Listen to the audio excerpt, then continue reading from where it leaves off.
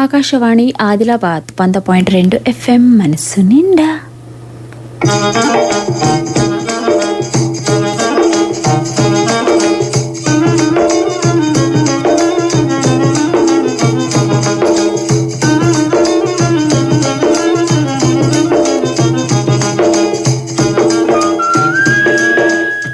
ఇల్లు వ్యవసాయం.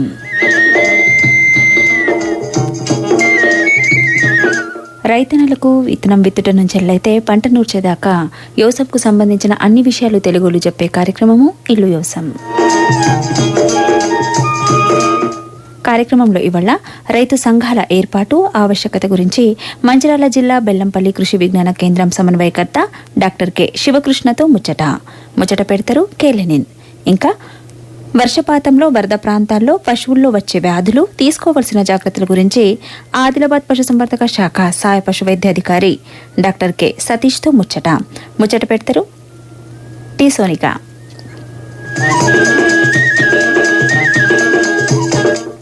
వాతావరణ సూచన. జిల్లాలో రాబోయే 2 రోజుల్లో ఆకాశం మేఘావృతమై ఉండి భారీ నుంచి అతి భారీ వర్షాలు కురిసే అవకాశం ఉంది. రాగల 24 గంటల్లో గాలిలో ఎక్కువ ఉష్ణోగ్రత 29 డిగ్రీల సెల్సియస్ గాను, తక్కువ ఉష్ణోగ్రత 24 డిగ్రీల సెల్సియస్ గా నమోదు కావచ్చు. గాలిలో తేమ 82% వరకు ఉండగలదు. వాతావరణ సూచన విన్నారు. మీరు ట్యూన్ చేసింది ఆకాశవాణి ఆదిలాబాద్ 100.2 FM మనస్సు నిండా. మీరు వింటున్నారు ఇల్లు వ్యవసాయం. ఇప్పుడు రైతు సంఘాల ఏర్పాటు ఆవశ్యకత గురించి మంచిర్యాల జిల్లా బెల్లంపల్లి కృషి విజ్ఞాన కేంద్రం సమన్వయకర్త డాక్టర్ కె శివకృష్ణతో ముచ్చట పెడతారు కేలెనిన్. ఆర్థిక పరిపుష్టితో పాటు రైతుల ఉత్పాదకతను పెంచడం కోసం రైతు సంఘాలుగా ఏర్పాటు చేస్తూ వారిని ప్రోత్సహిస్తున్నారు. అసలు ఈ రైతు సంఘాల ఆవశ్యకత ఏమి, అలాగే ఈ రైతు సంఘాలను ఏ రకంగా ఏర్పాటు చేసుకోవాలి, ఏ రకమైన నియమ నిబంధనలు ఉన్నాయి, ఈ వివరాలన్నింటి గురించి తెలియజేసేందుకు మనతో పాటు మంచిర్యాల జిల్లా బెల్లంపల్లి కృషి విజ్ఞాన కేంద్రం సమన్వయకర్త డాక్టర్ కె శివకృష్ణ గారు ఉన్నారు. వారిని అడిగి ఆ వివరాలు తెలుసుకుందాం. నమస్కారం శివకృష్ణ గారు. నమస్కారం అండి. ముందుగా ఈ రైతు సంఘాల గురించి, రైతు సంఘాల ఆవశ్యకత గురించి మాట్లాడుకుందాం. అసలు ఈ రైతు సంఘాలు లేదా రైతు ఉత్పత్తిదారుల సంస్థ అంటే ఏమి, అసలు ఇందులో ఎన్ని రకాలు ఉంటాయి, వాటి గురించి తెలియజేస్తారా? రైతు సంఘాలు అంటే రైతులతో ఏర్పాటు కాబడిన సంఘాన్ని మనం రైతు సంఘం అంటాము. కానీ ఉత్పత్తిదారుల సంఘము అనేది ఏంటి అంటే రైతు ఉత్పత్తిదారుల సంఘం కావచ్చు, పాల ఉత్పత్తిదారుల సంఘం కావచ్చు, చేపల ఉత్పత్తిదారుల సంఘాలు కావచ్చు. అంటే వివిధ రకాలు, అంటే ప్రధాన ఉత్పత్తి ఏదైతే ఉండదో దాని ద్వారా ఒక సంఘంగా సంఘటితంగా ఏర్పడిన సభ్యుల ద్వారా, అంటే ఎవరైతే ఉంటే రైతులు కానివ్వండి, పాల ఉత్పత్తిదారులు కానివ్వండి, వీళ్ళంతా అంటే ప్రధానంగా ఉత్పత్తి ఏంటంటే ఇప్పుడు రైతులు అనుకోండి ఏదైనా ఒక ఉత్పత్తిని తయారు చేస్తున్నారు. అంటే ఇప్పుడు అది వరి కానివ్వండి, కందులు కానివ్వండి, ఇట్లా ఇప్పుడు చేపలు వచ్చేవనుకోండి చేపల ఉత్పత్తిదారుల సంఘం అనేది మనం ఏర్పాటు చేసుకోవచ్చు. ఇప్పుడు అట్లానే మనం ఇట్లా చూసుకున్నట్లయితే కూరగాయలు కానివ్వండి, పాలు కానివ్వండి, మిగతా ఇప్పుడు అట్లా కాకుండా కూడా మనకు ఇక్కడ గ్రామాలలో చేనేత సంఘాలు కూడా ఉంటాయి. అంటే అక్కడ ఏంటంటే చేనేత వస్తువులు, అంటే వాళ్ళు అంటే ఏ వృత్తి చేసి ప్రథమంగా ఉత్పత్తి చేసే వస్తువుని బట్టి ఉత్పత్తిదారుల సంఘం అనేది అనడం అనేది జరుగుతుంది.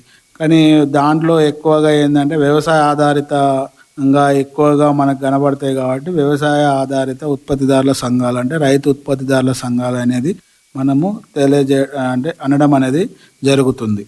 అయితే ఇప్పుడు ఈ వ్యవసాయ సంఘాలు ఏవైతే ఉన్నాయో ఇవి ఏర్పడడానికి అసలు కారణాలు ఏంటి, అట్లాగే రైతులు సంఘటితం కావడానికి కారణాలు ఏమున్నాయి, ఇక ఈ రైతు సంఘాలు లేదా ఈ రైతు ఉత్పత్తిదారుల సంస్థలు ఏవైతే ఉన్నాయో వీటి అవసరం, అసలు లక్ష్యం, వీటి ఉద్దేశం ఏమి, ఈ వివరాలన్నింటినీ కూడా చెప్తారా? అంటే ఇప్పుడు ఉత్పత్తిదారుల సంఘాలు ఏవైనా కానివ్వండి, అంటే అవి ఏంటంటే ఒక చట్టపరమైన సంస్థ, అంటే ఒక దానికి సహకార సంఘ నియమాలు కానీ ఇవన్నీ కూడా ఉంటాయి.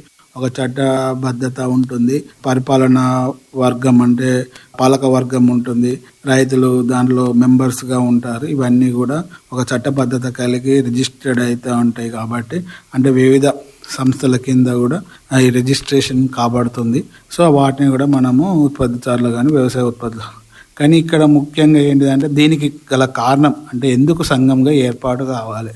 సంఘంగా ఏర్పాటు కావాలి అని అంటే వ్యవసాయము లాభసాటిగా ఉండాలి, రైతులు అభివృద్ధి చెందాలి, రైతులు రాజులుగా ఉండాలి అనేది మనం చెప్తూ ఉంటాం, అన్ని చేస్తూ ఉంటాము.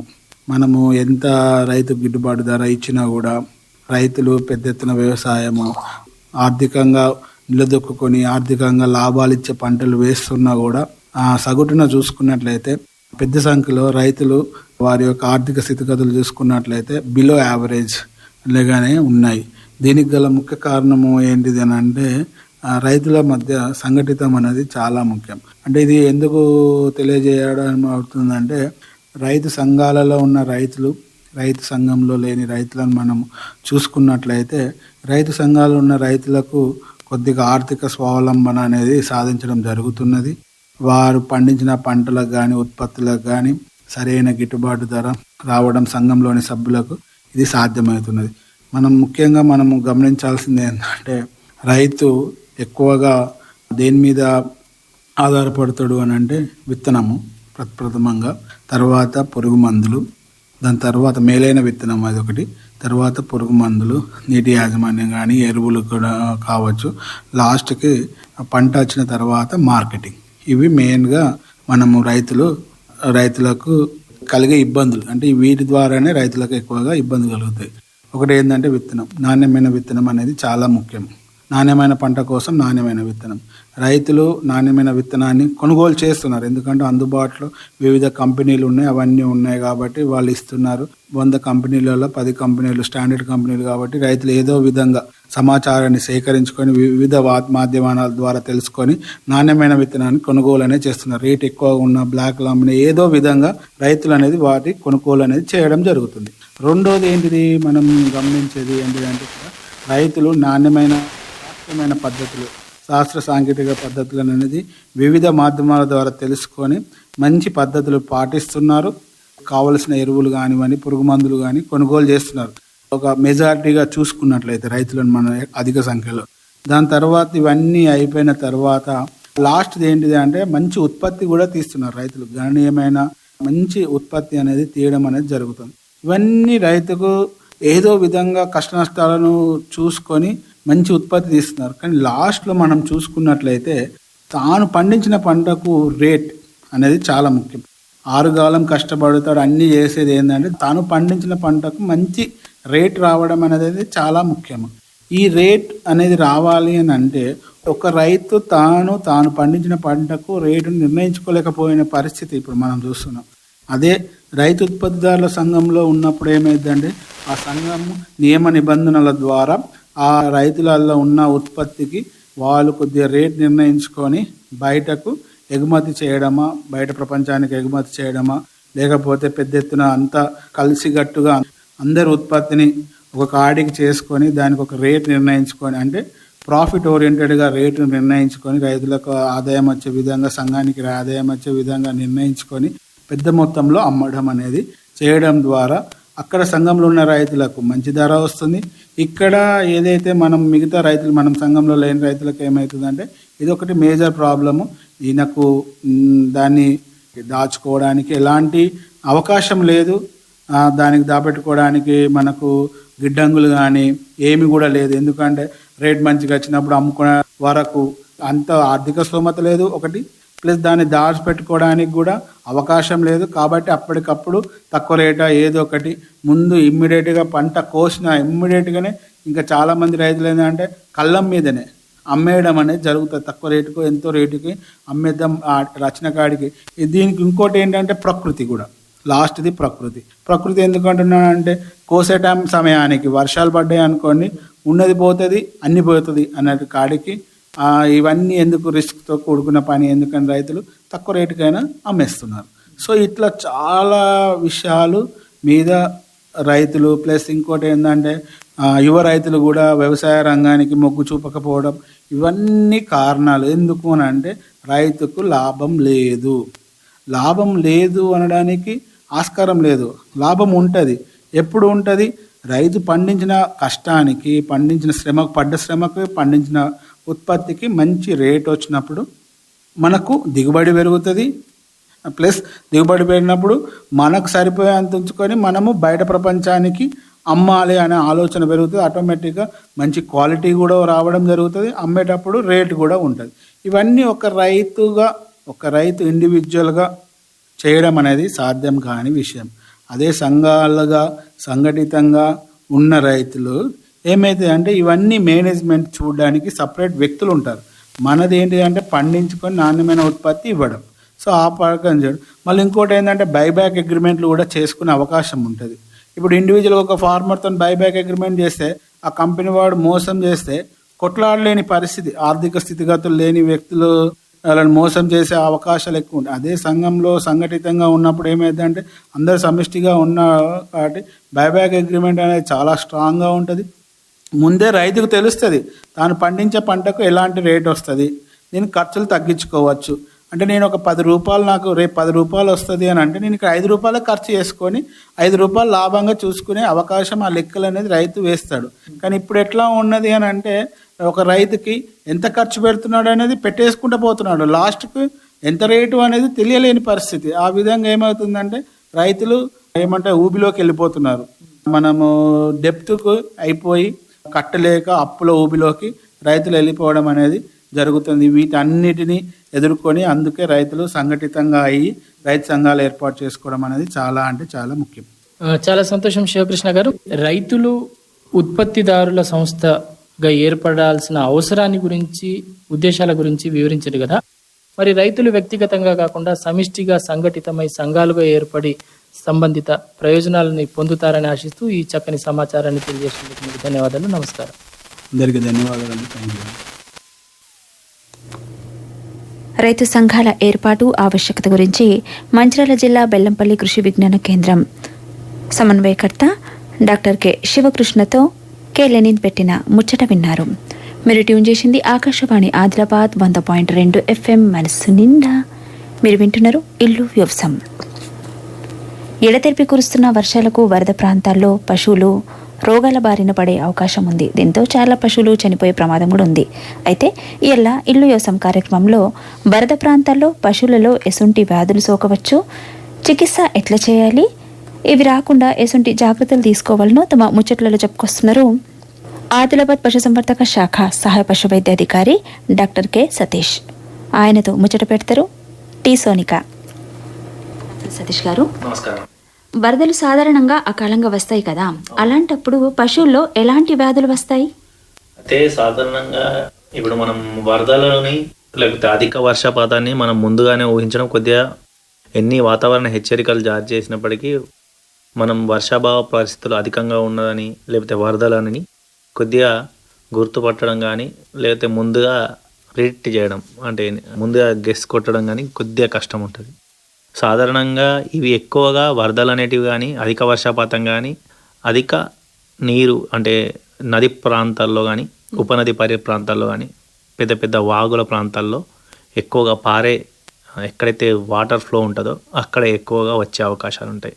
సో వాటర్ ఫ్లోలో మెయిన్గా మనకు అనేక రకాల వ్యాధులు సంభవిస్తాయి. ఎందుకంటే చనిపోయిన పశువుల కళేబరాలు ఆ వాటర్లో ప్రవహిస్తూ ఉంటాయి. అవి ఎక్కడైనా ఒక చెక్ డ్యామ్ దగ్గర ఎక్కడైనా ఆగిపోయి అక్కడ నుంచి తన అవశేషాల ద్వారా, ఎందుకంటే మనుషులని కొద్దిగా తీస్తారు కావచ్చు అని పశువులని చాలా వరకు ప్రాంతాల్లో అవి దాని యొక్క భారీ కాయము తర్వాత అధిక శరీర బరువు ఉండడం వల్ల తీయడం కూడా నిజంగా చెప్పాలంటే చాలా కష్టం. ఎందుకంటే అప్పటికే ప్రభుత్వాలు అనేవి ఉన్న వాళ్ళని కాపాడడానికి ట్రై చేస్తూ ఉంటాయి. ఇవి ఎక్కడైనా ఒక చెక్ డ్యామ్ దగ్గరికి వెళ్ళిపోయి అక్కడ తట్టుకుంటాయి. అసలు పశువు ఉన్నదని కూడా చాలామంది తెలియదు.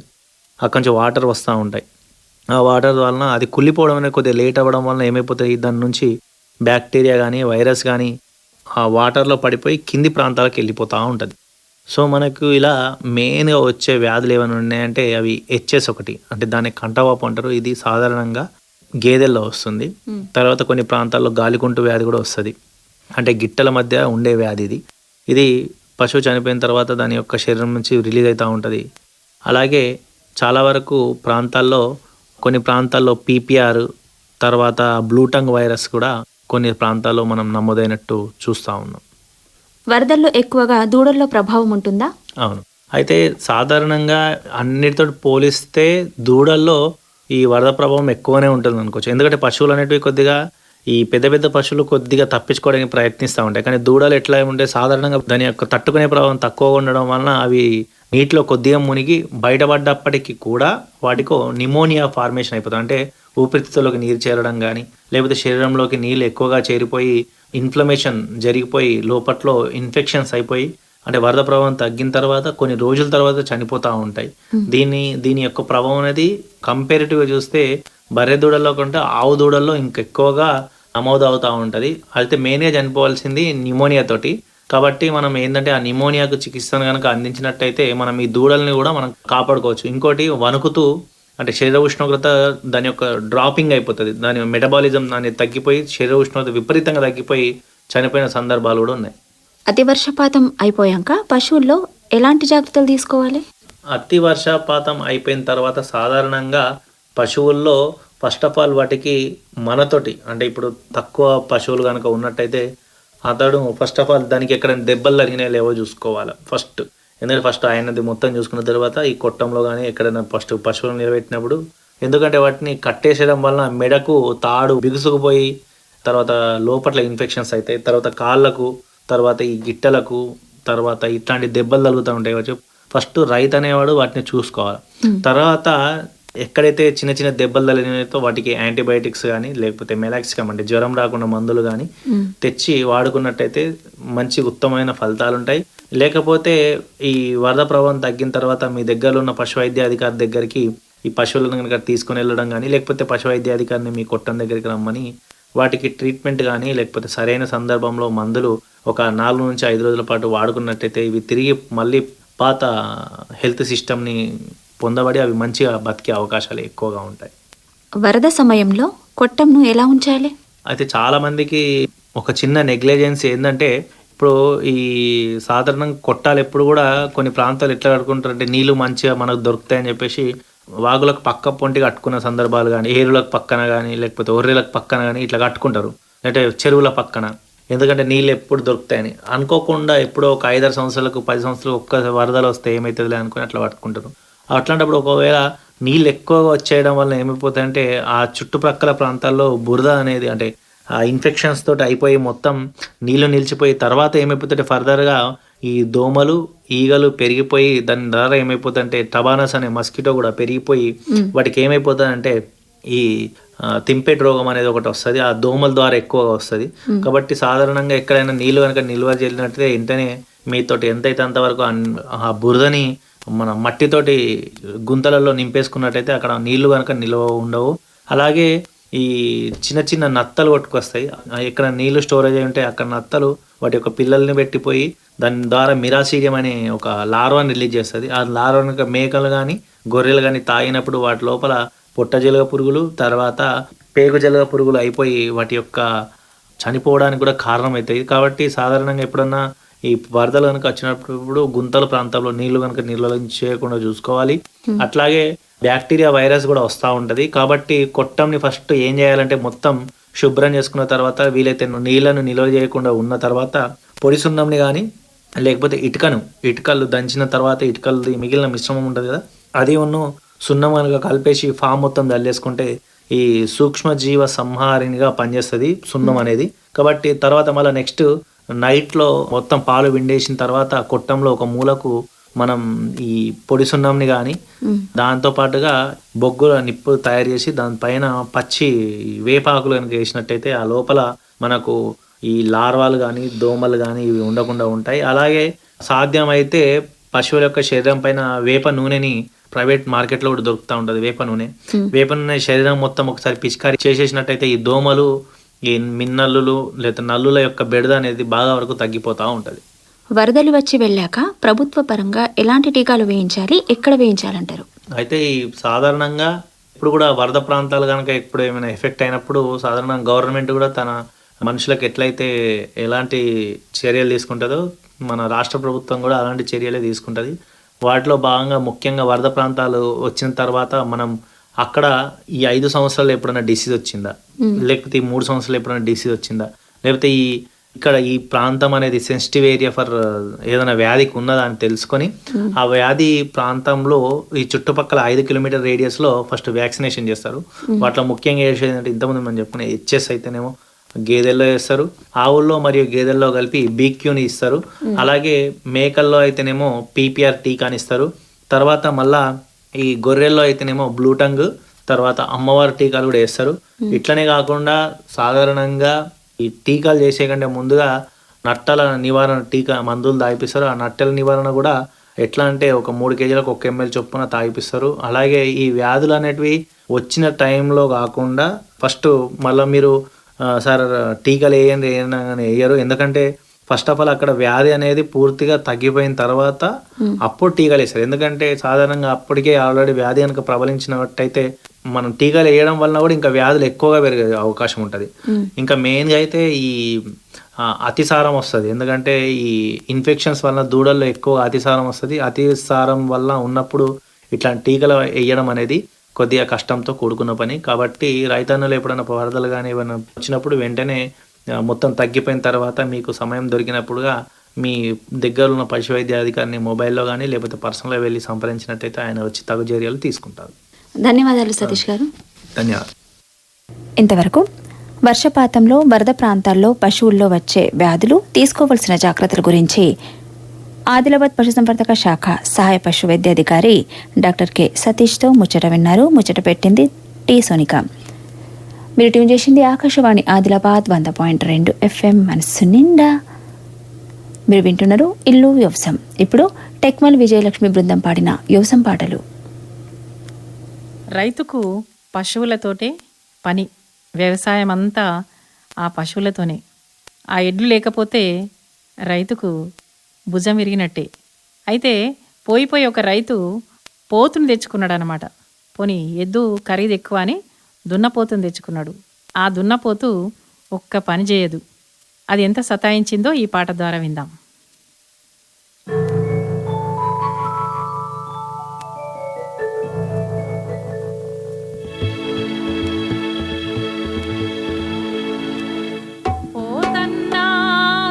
పోతన్నా దీన్ని కొన్నా ఫలమేమన్నా, పోతన్నా దున్న పోతన్నా దీన్ని కొన్నా ఫలమేమన్నా, పోతన్నా దున్న పోతన్నా దీన్ని కొన్నా ఫలమేమన్నా, అరే పోతన్నా దున్న పోతన్నా దీన్ని కొన్నా ఫలమేమన్నా, పోతన్నా దున్న పోతన్నా దీన్ని కొన్నా ఫలమేమన్నా, నాగలి గడితే రన్నా ఇది నన్నే దూతది రన్నా, నాగలి గడితే రన్నా అది నన్నే దూతది రన్నా, అయ్యో నాగలి గడితే రన్నా ఇది నన్నే దూతది రన్నా, నాగలి గడితే రన్నా అది నన్నే దూతది రన్నా, మోటా కొడితే రన్నా నా ముఖమే దూతది రన్నా, మోటా కొడితే రన్నా ముఖమే దూస్తది రన్నా, అమ్మ మోటా గడితే రన్నా నా ముఖమే దూతది రన్నా, మోటా కొడితే రన్నా నా ముఖమే దూస్తది రన్నా, అరే పోతన్నా దున్న పోతన్నా దీని కొన్నా ఫలమేమన్నా, పోతన్నా దున్న పోతన్నా దీని కొన్నా ఫలమేమన్నా.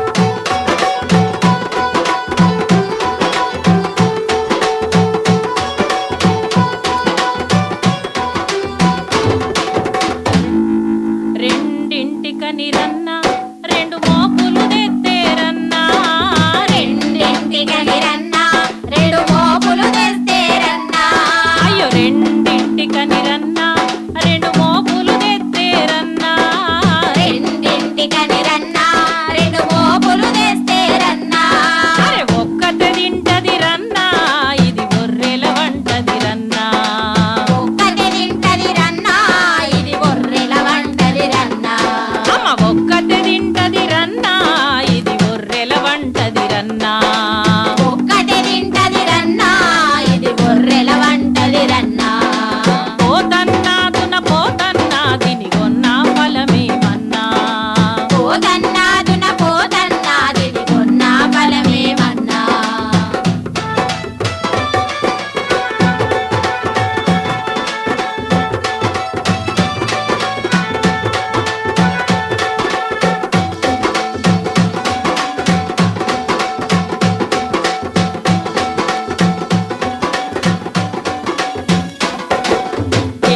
గడ్డైతే రన్నా ఇది ఎనుకకు తిరుగుతదన్నా. ఎండిన గడ్డైతే రన్నా ఇది ఎనుకకు తిరుగుతదన్నా. బలబల ఎండిన గడ్డైతే రన్నా ఇది ఎనుకకు తిరుగుతదన్నా. ఎండిన గడ్డైతే రన్నా అది ఎనుకకు తిరుగుతదన్నా. పచ్చిగడ్డైతే రన్నా ఇది పసపస తింటది రన్నా. పచ్చిగడ్డేస్తే రన్నా అది పసపస తింటది రన్నా. పచ్చిగడ్డేస్తే రన్నా ఇది పసపస తింటది రన్నా. పచ్చిగడ్డేస్తే రన్నా అది పసపస తింటది రన్నా. అయ్యో పోతన్నా దున పోతన్నా తిని కొన్నా ఫలమేమన్నా.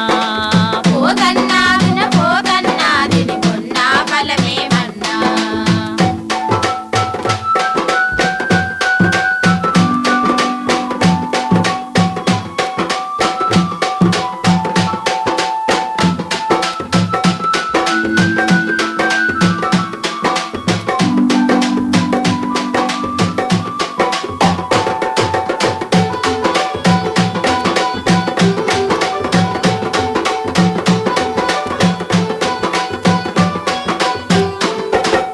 చెర్ల ఇడితే రన్నా ఇవు తలికే రాదురా అన్నా. చెర్ల ఇడిస్తే రన్నా ఇవు తలికే రాదురా అన్నా. అయ్యో చెర్ల ఇడిస్తే రన్నా ఇవు తలికే రాదురా అన్నా.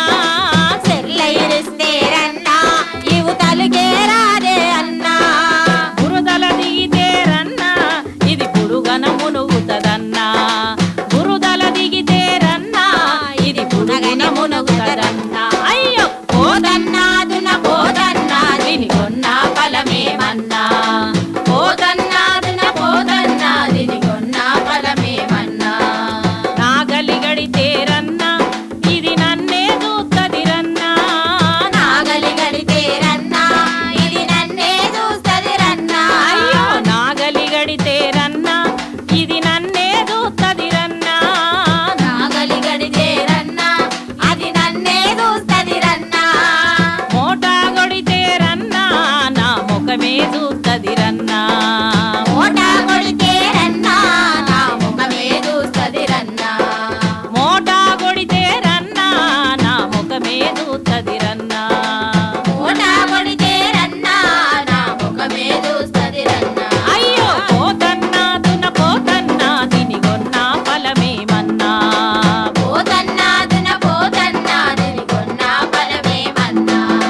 పోతన్నా దున పోతన్నా తిని కొన్నా ఫలమేమన్నా. పోతన్నా దున పోతన్నా తిని కొన్నా ఫలమేమన్నా. పోతన్నా దున పోతన్నా తిని కొన్నా ఫలమేమన్నా.